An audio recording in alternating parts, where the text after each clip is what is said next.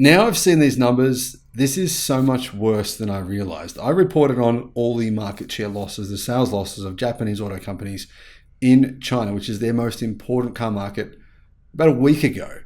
But now I've seen these numbers of this disruption, and it's far worse than I realized, because when you consider the reality they're facing, which is that the cars they're currently selling, in fact, around 80% of the cars they're currently selling will be illegal to sell within 12 months' time based on China's new regulations, which were meant to come in force this year, but China gave them a 12-month extension to get their shiz together, which they won't be able to, because actually complying with these rules requires technology they don't have. And at the same time, consumers in China are just saying, well, yeah, whatever. We're just going to move on and buy EVs. The disruption is happening from both sides.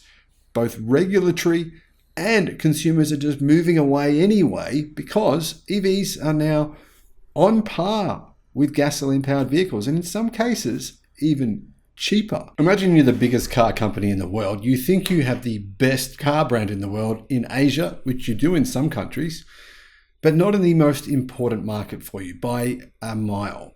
How do we know the Toyota brand is, well, virtually trashed in China? Well, first of all, its sales are down by 20% this year. Second of all, no one wants its electric cars because it knows that they're not even Toyotas to begin with, and it knows that there's better options, even in spite of the fact that Toyota just discounted the prices to the point where they're almost giving them away. I mean, seriously. If you look at the price of their cars, they're cheaper than the competition, and they're still selling very poorly. Wow. Hello, my friends. Welcome to the channel. I'm the Electric Viking, and I do take a bit of, I gotta admit, a little bit of satisfaction in seeing these guys fail, because hey, if you win the award worldwide for being the #1 lobbyist against EVs, when it includes gas companies, it includes like these massive institutional companies that are invested in stocks and things that are basically the fossil fuel market. And Toyota beats them to win the #1 lobbyer of the year against EVs, then I take pleasure in Toyota's failures for primarily that reason. The other thing I don't like about Toyota, this really got to me. It really got to me when I found out that they were trying to brainwash school children in Japan by handing leaflets out telling them that EVs were bad. When I saw that, I couldn't believe it. I was thinking, you've scraped the absolute bottom of the barrel, like some sort of freak cultish religion trying to brainwash children. That's total desperation. You're basically saying, yeah, okay, we're losing China, we're screwed there. What about Japan? Well, what about if the Chinese sell their EVs in Japan? We don't have any here. Very few, or pretty much none, right? Almost none. 0.2% of our cars are electric. And what about if we lose Japan? I mean, that's an embarrassment. I just actually typed into, the new Chat GPT feature. It's basically virtual artificial intelligence that can respond to you. And I said to this Chat GPT, I said, what happens if Toyota continues along its current path? And the response was quite interesting. It said Toyota is being disrupted. This is Chat GPT. I mean, this is the data it has is only up until the end of 2021. It's missing all the 2022 and 2023. Imagine what it would say if it had data up until now. So what actually happened in China? Well, Tesla China announced a big price cut for its BZ4X. In fact, it announced big price cuts for both of its EVs. They're both actually not too bad. BZ4X it's been panned by journalists, but the BZ3, I think it's not bad.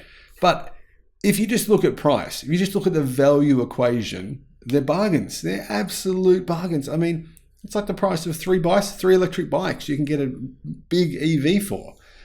Is it a car that I would buy if I lived in China? Hell no. But hey, it doesn't mean it's not worth considering if it's a bargain, right? Anyway, Toyota brought the price down pretty much on launch to $24,000. Media in China was saying they reduced the price in some dealerships to $20,000, right? So they discounted the price already from the $28,500 was the base model. They discounted almost straight away down to $24,000 because they didn't get enough orders. And then some dealers are discounting down to $20,000. Do you make money on that? No, of course not. So luckily for them, they didn't sell very many. Otherwise, they would have lost a lot of money. So there's two companies that make Toyota's EVs in China. Technically, Toyota doesn't really, it's technically a joint venture where Toyota owns 50% of the production, but Toyota doesn't do the actual manufacturing. GAC make the BZ4X and the BZ3, and so do FAW. They use primarily BYD blade batteries. So everyone knows it's basically structurally a BYD. And then, basically has a Toyota body on it, pretty much. But you got to say, it looks good. The BZ3X, for example, the interior looks fantastic. It's the best looking interior that I've ever seen in any Toyota ever. I think it's actually better than any Lexus interior as well. Very simple, minimalist, nice, and very well priced. Still, not a lot of interest. This is the biggest car market in the world, right? 27 million cars a year being sold here. Now 35% of those are electric. Not a lot of interest. That's got to really concern you if you're Toyota, especially when your fellow Japanese compatriots have lost an average of 45% market share this year. This is disruption at a rate. It's almost like someone's come along and said, yeah, you're all riding around on horses. Here's a car. Would you like a car? It's almost like that level of disruption, 45% in a single quarter. And you could say it's an aberration, but it's not an aberration. The thing is, EV sales are so shockingly bad for all Japanese automakers in China that the numbers are, it's actually really crazy. Now I Googled this now I put this into ChatGPT as well. What will happen to Japan when it loses its auto market? And the response from ChatGPT was very interesting. It talked about how the auto market is Japan's number one industry, and it supports all different kinds of industries all over Japan, and how the economy would be just going to collapse. And then it said the government would have to try and bail them out. But the question is, how many of them can they bail out? You're talking hundreds and hundreds of billions of dollars here that they would need. So it's very interesting to see what's going to happen here. We're going to have to follow this very, very closely over the next few years as this goes on. Now, another question that I asked ChatGPT after that, I immediately said, well, what happens if Toyota's sales just go down by 50%? And it has to repay its current debts. If you've got $200 billion in debt, which will only increase over the next couple of years as Toyota invests into new factories, hydrogen and electric, but that debt will increase, right? You've got to service the debt. So if your car sales are down 50%, can you service that debt? I don't know. Let's imagine you've got a big mortgage on your house. Imagine you've got the biggest mortgage on any house in the world. That's what Toyota have. The biggest debt in history of any company. Imagine you got the biggest debt of any house and you make a lot of money, right? Because you're doing really well. And then all of a sudden your job income comes down by 50%. You'd have to go, oh, hang on a minute. Can I pay my mortgage repayments? That's the situation that they're going to find themselves in within the next couple of years. This is what Car News China said. Despite its impressive specifications, sales of the BZ4X in China are below Toyota's expectations. Toyota sold 4,794 BZ4X vehicles in Q1 in 2023. So basically they sold about 1,600 per month. And I'll give you the ranking where that puts them in the electric car ranking in China in just a second. 1,600 per month for a brand new car, discounted down to $24,000, in some cases down to $20,000. And now we know also Toyota's EV sales for the entire quarter in China. They were 5,144. About 1,700 vehicles per month. However, the thing is, during Q1, China sold 900,000 electric cars. So of those 900,000, 5,000 were Toyotas. Toyota has a market share, an EV market share of 0.58%. It means it ranks 25th of all brands in the biggest car market in the world.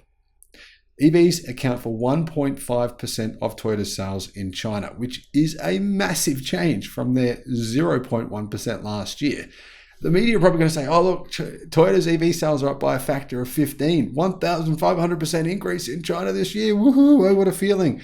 I can imagine them saying something like that anyhow. But the problem is, as Car News China points out, many of the Chinese mainstream, so-called Chinese legacy brands, JAC, FAW, these kinds of manufacturers, right?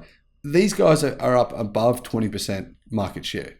I mean, for example, GAC have their electric car brand Aeon. Aeon sales, they're selling like 40,000 electric cars a month for a brand that, no one's heard of. It's amazing. And the irony here is GAC, they actually make EVs for Japanese car companies. Those EVs that they make, they obviously don't do as good of a job intentionally on those so that they can disrupt those car brands. But, it's sort of a funny thing to see this happen. Anyhow, BZ4X in China comes in a couple of different versions. You've got a front-wheel drive version with 150 kilowatt, which is 203 horsepower, and a four-wheel drive version with 160 kilowatt, which is 216 horsepower. The battery pack, so the $24,000 version comes with a 50.3 kilowatt hour BYD battery pack, and then the bigger battery is a 66.7 kilowatt hour battery. That vehicle provides a claimed 615 kilometers of range on CLTC driving. But however, that car has been tested in Europe by a number of different automotive publications. The range they got was around 300 kilometers. Some of them got 340, 350. So about half of those claims, which was the worst of any EV they'd tested. It got the worst versus its claims of any EV they tested after the testing about 80 different electric cars. And subsequently, Toyota was forced to actually change the battery pack. So Toyota have a buffer in their batteries. In fact, all EVs have a buffer. It's normally about 5 to 10%. And Toyota have actually had a decent sized buffer because they're concerned about having warranty problems with their batteries. So if you have a big buffer, you're less likely to have warranty problems. And Toyota, they've now reduced the buffer because they realize that they need to get more range out of the cars, because customers and the motoring media are saying they don't do anything near the claimed ranges that you guys say. If you want to see my video where I talk about that, all those numbers and those details, I'll put a link in the description. So, Japanese car manufacturers have been very, very slow to enter the electric car market in China. They're paying for that with their sales. Mazda sales down 65%. Mitsubishi, similar. Honda down 38. Nissan down 38. And this is probably why. In China, in the first quarter of the year, Japanese car manufacturers sold only 9,000 fully electric cars. Only 9,000. That's minuscule. A tiny percentage. That's 1% market share. So the Japanese car manufacturers who used to dominate the car market in China, within 12 months ago, they have 1% electric car market share. So imagine that the entire car market continues on the trajectory that it's headed in. Most Chinese CEOs believe that the car market in China will hit 80% by 2026. That's approximate 80%. Let's say these Japanese automakers tripled their market share. That would mean they'd have 3% market share. 3% of 80% of the sales in the world's biggest car market by far. It's nearly double the number of sales in North America in China. That's pretty worrying if you're one of these companies. Japanese companies have 16% share of the overall market. 16% of the overall Chinese car market, but only 1% of the EV market. You can see why their percentage of the overall market is just shrinking really, really quickly in China. Because the cars they're selling, predominantly selling gasoline-powered cars or their old-school hybrids that people perceive as being the past. So what were the sales overall? Well, Toyota sold 5,144 EVs in the first 3 months. But like I said, they're not made by Toyota. They're made by their joint venture partners in China. Honda, 3,115. Nissan, 460. Nissan have the best-selling car. Well, they had the best-selling car in China last year. In fact, they had the best-selling car in China for a few years in a row. The Nissan Sylphy sedan. It's junk, but it's cheap, so people are buying it. Nissan, it is a very important car market for them, China. Exceptionally, it's their most important market. They sold 460 EVs in 3 months. That's 150 a month. Finish this off with a quote from Car News China. The Chinese EV market is facing severe competition and fierce price wars, except for Tesla, which has approximately 15% market share in the Chinese EV market. Other foreign brands have a market share of less than 3%. Foreign brands have an EV market share of less than 3% of the entire Chinese electric car market, which will be 80% of the market by 2026. Yeah. Japanese and German companies are increasing their investments in EV models to gain a larger share, but it's worth keeping in mind, many of the Chinese car manufacturers they're competing against completely own their company. Well, Aeon is owned completely by GAC, right? You know, Tesla obviously is owned completely by Tesla. BYD is just BYD. NIO is just NIO. XPeng is just XPeng. But these foreign car manufacturers, Mercedes, BMW, Volkswagen, Nissan, Toyota, Mazda, every single one of them, Nissan, every single one of them, they only own 50% of the company. So they're only going to get 50% of any profits. But fortunately for them, they'll also only get 50% of any losses. And they're bleeding money right now. So actually, that 50% is probably looking pretty good for them at the moment.